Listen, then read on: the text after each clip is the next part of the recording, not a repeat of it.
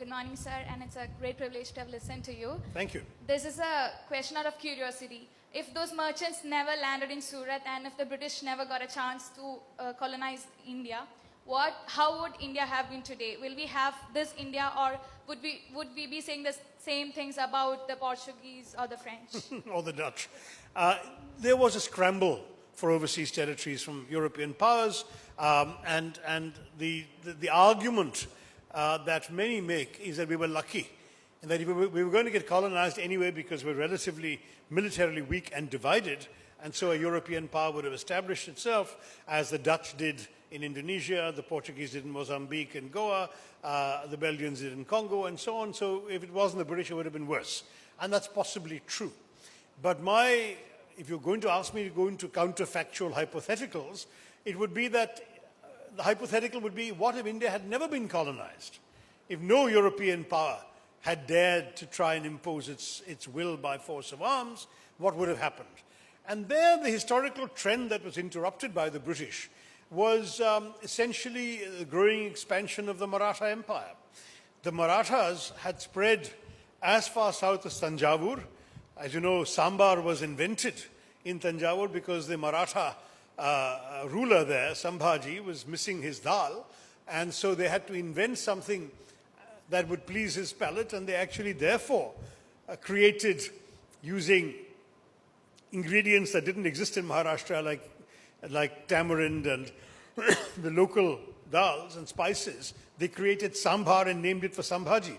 So that's why we have sambar in South India, is because of the Marathas ruling us in Tanjavur. And they reached as far as Delhi, where the Mughal emperor was little more than a hostage of the Marathas. And though he ruled in name as Mughal emperor and firmans were issued under his seal, it was the Marathas who were telling him what to do. They went as far east as Calcutta, where they were only stopped by the Maratha ditch dug by the British.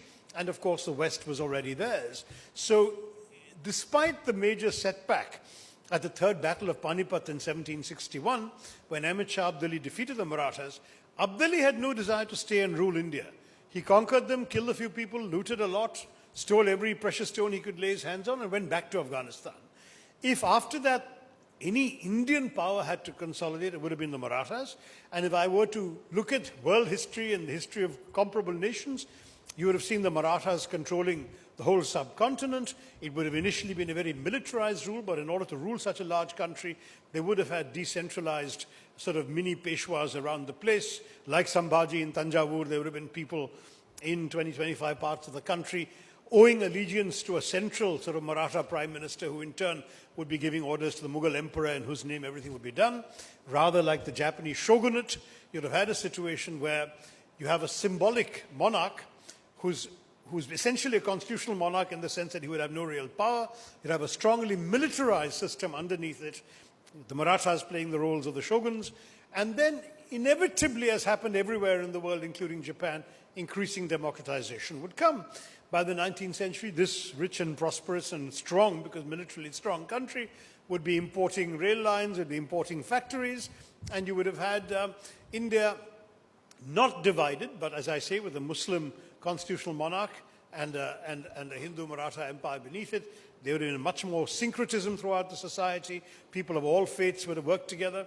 Shivaji, the great Maratha king, famously said to his soldiers that if you ever, after a battle, come across a Quran, you will treat it with respect until you can find a Muslim to give it to. That was his order to his troops. And that kind of situation would have developed throughout the country. And I think India would have been a great constitutional democracy on the sort of Japanese model, if you like, by the middle of the 20th century. So that's my counterfactual hypothetical. Maybe it wouldn't have happened, but we know it didn't happen because instead we got the era of darkness. Thank you all very much. Jai Hind. And have a wonderful festival. You've got 4 great days ahead.